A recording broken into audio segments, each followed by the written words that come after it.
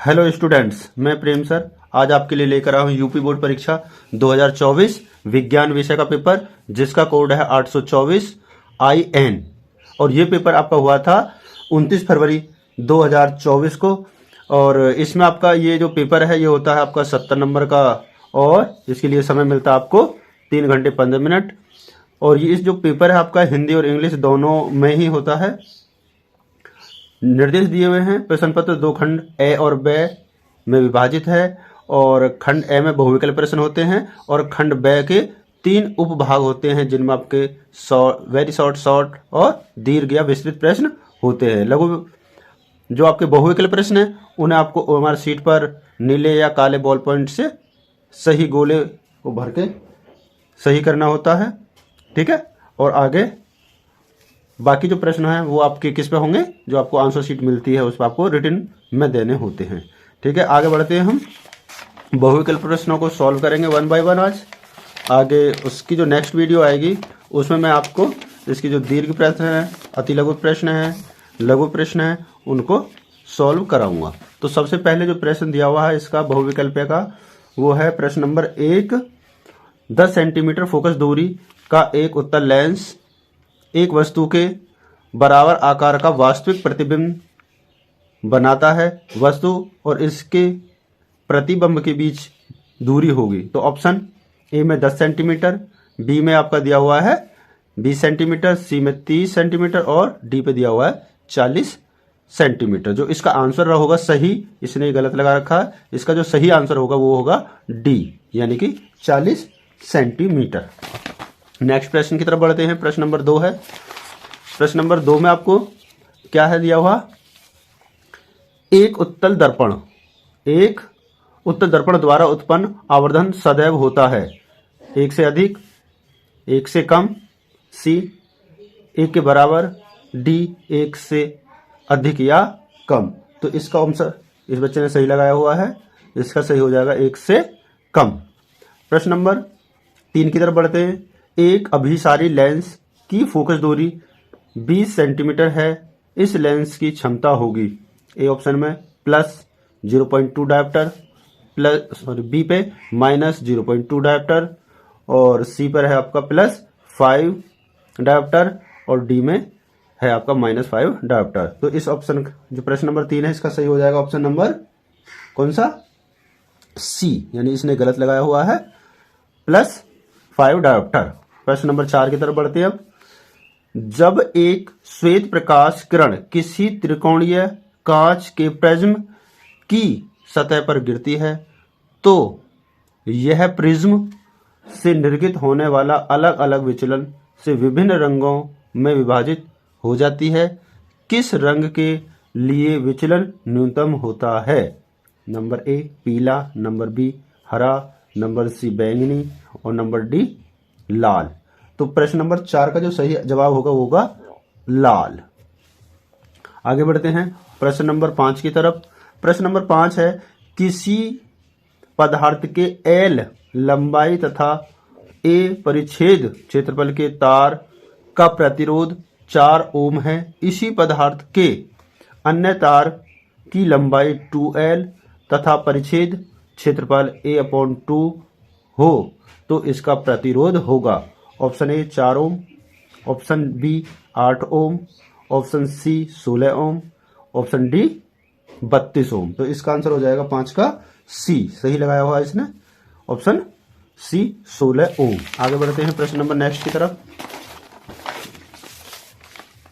प्रश्न नंबर 6, निम्नलिखित में कौन सी परिपथ में विद्युत शक्ति को कोई प्रदर्शित नहीं करता है? तो कौन सा है?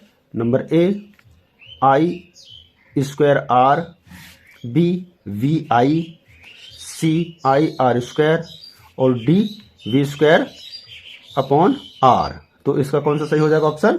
इसका ऑप्शन भी 6 ही सही होगा, यानी कि IR²। नेक्स्ट बढ़ते हैं प्रश्न नंबर 7 की तरफ।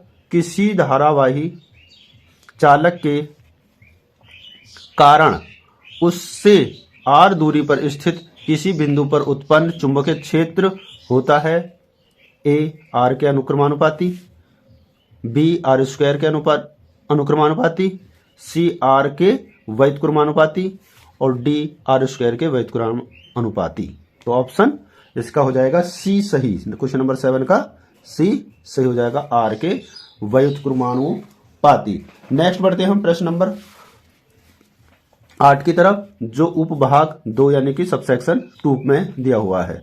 तो ये आपका ये पहला वाला जो पार्ट था वो फिजिक्स का था, यानी कि भौतिक विज्ञान का। अब ये जो पार्ट है ये है आपका केमिस्ट्री यानी कि रसायन विज्ञान का। देखते हैं, हाइड्रोजन आयन H+ की प्रकृति है ए अम्लीय, बी क्षारीय, सी उदासीन, डी इनमें से कोई नहीं। तो इसका आपका सही जो आंसर होगा क्वेश्चन नंबर 8 का वो होगा ए ऑप्शन, यानी कि इसने सही लगाया हुआ है, अम्लीय। आगे बढ़ते हैं प्रश्न नंबर 9 की तरफ। धावन सोडा के एक अणु में जल के अणुओं की संख्या है ए 2, बी 5, सी 8, डी 10। तो प्रश्न नंबर 9 का जो सही आंसर होगा वो होगा 10, यानी कि डी ऑप्शन इज राइट, इसने सही लगाया हुआ था। आगे बढ़ते हैं प्रश्न नंबर नेक्स्ट की तरफ, यानी कि प्रश्न नंबर 10। निम्नलिखित में कौन ए धातु है? A Cr, B Fe+2, C He और डी Hg। तो इसका ऑप्शन हो जाएगा कौन सा सही? क्वेश्चन नंबर 10 का हो जाएगा डी, इसलिए सही लगाया हुआ है Hg। आगे बढ़ते हैं प्रश्न नंबर नेक्स्ट की तरफ, प्रश्न नंबर 11। धातुओं के लिए कौन सत्य नहीं है? नंबर ए, धातुएं सदैव सह संयोजक यौगिक बनाती हैं, बी धातुएं धन आयन बनाती हैं, सी धातुओं में इलेक्ट्रॉन त्यागने की प्रवृत्ति होती है और डी धातुओं में चालकता का गुण पाया जाता है। तो इसका कौन सा सही हो जाएगा 11 का ए, धातुओं में सदैव सह संयोजक यौगिक बनाने की प्रकृतियां बनाती हैं। नेक्स्ट है आपका प्रश्न नंबर 12। प्लास्टर ऑफ पेरिस की जल से अभिक्रिया करने पर बनता है क्या? ए इप्सम, बी जिप्सम, सी चूना पत्थर और डी इनमें से कोई नहीं। तो क्या है इसका सही ऑप्शन होगा क्वेश्चन नंबर 12 का बी, यानी कि जिप्सम सही है इसका भी। आगे बढ़ते हैं प्रश्न नंबर 13 की तरफ। एथेनॉल को सोडियम से अभिक्रिया कराने पर प्राप्त होती है। Number A O2 gas, number B H2 gas, number C C2H4 gas और डी C2H6 गैस। तो 13 का कौन सा सही हो जाएगा? 13 का हो जाएगा क्वेश्चन नंबर 13 का ऑप्शन नंबर बी सही होगा, यानी कि H2 गैस। आगे बढ़ते हैं प्रश्न नंबर 13 की तरफ। प्रश्न नंबर 13 हो गया आपका प्रश्न नंबर 14 की तरफ, सॉरी। प्रश्न नंबर 14 है आपका उपभाग 3। ये आपका जो पार्ट है ये होता है जीव विज्ञान का, यानी कि बायोलॉजी। Question number 14। मानव में लिंग गुणसूत्रों की संख्या होती है ए 23, बी 2 और सी 21 और डी 20 या 20। तो इसका 14 का कौन सा सही हो जाएगा? ऑप्शन नंबर ए, यानी 23। नेक्स्ट बढ़ते हैं प्रश्न नंबर नेक्स्ट की तरफ, यानी 15। शरीर के बाहर से ऑक्सीजन को ग्रहण करना तथा कोशीय आवश्यकता के अनुसार खाद्य स्रोत के विघटन को कहते हैं। नंबर ए उत्सर्जन, नंबर बी जनन, नंबर सी श्वसन और नंबर डी प्रकाश संश्लेषण। तो क्या है इसका ऑप्शन सही? 15 का सी श्वसन। नेक्स्ट प्रश्न नंबर 16। मस्तिष्क का मुख्य सोचने वाला भाग कहलाता है अग्र मस्तिष्क, मध्य मस्तिष्क, सी पश्च मस्तिष्क, नंबर डी अनु मस्तिष्क। तो इसका कौन सा भाग हो जाएगा? यानी ए बी सी डी कौन सा ऑप्शन सही होगा 16 का? तो ये होगा आपका ए, यानी कि अग्र मस्तिष्क। आगे बढ़ते हैं प्रश्न नंबर नेक्स्ट की तरफ 17। निम्नलिखित पौधों में से किसका पुष्प एक लिंगी होता है? नंबर ए गुड़हल, नंबर बी सरसों, नंबर सी मटर और नंबर डी पपीता। तो इसका हो जाएगा आपका 17 का कौन सा सही हो जाएगा? डी यानी कि पपीता। इसने ये सही लगाया हुआ है। आगे बढ़ते हैं प्रश्न नंबर 18 की तरफ। तो प्रश्न नंबर जो 18 है इस प्रकार है, एक पोषी स्तर पर उपलब्ध कार्बनिक पदार्थों की कितनी मात्रा अगले पोषी स्तर तक पहुंचती है? तो कौन सा हो जाएगा इसका ऑप्शन? ए 0%, बी 10%, सी 50% और डी 100%। यानी कि इसका ऑप्शन सही हो जाएगा 18 का, इसने सही लगाया हुआ है बी यानी 10%। आगे बढ़ते हैं 19 की तरफ। पौधों में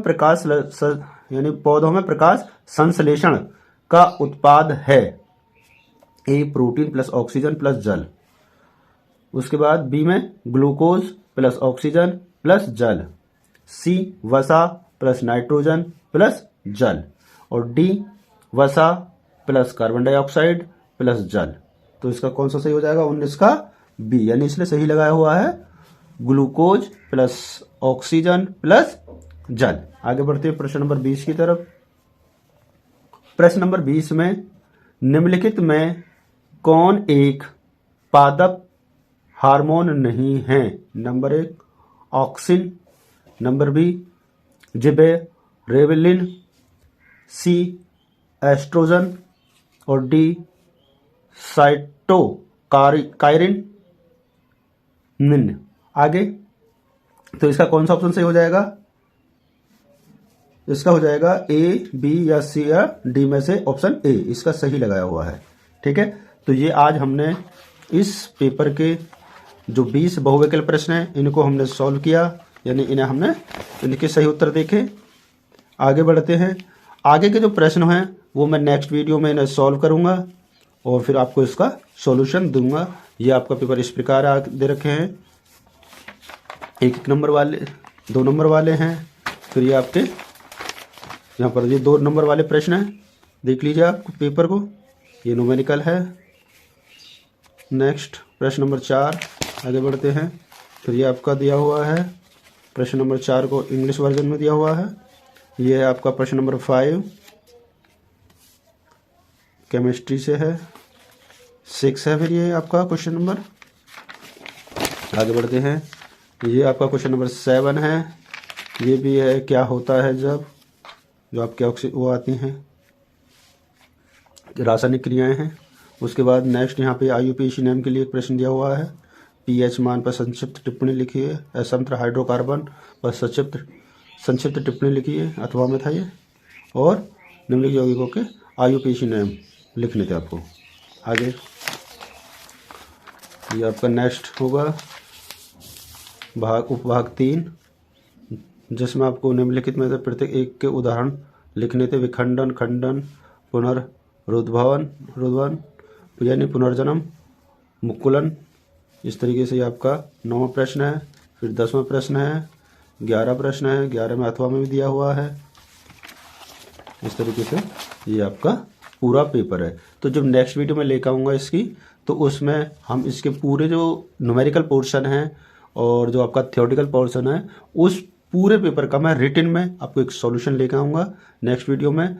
तो तब तक आप मेरे चैनल को सब्सक्राइब कर सकते हैं, लाइक कर सकते हैं, और मैं इसी चैनल पर नेक्स्ट ईयर के लिए, जैसे कि आपका मैथ्स है, कॉमर्स है या साइंस है, उसके कोचिंग में देता हूँ। उसके देखने के लिए आप मेरे चैनल को सब्सक्राइब कर सकते हैं। Thank you for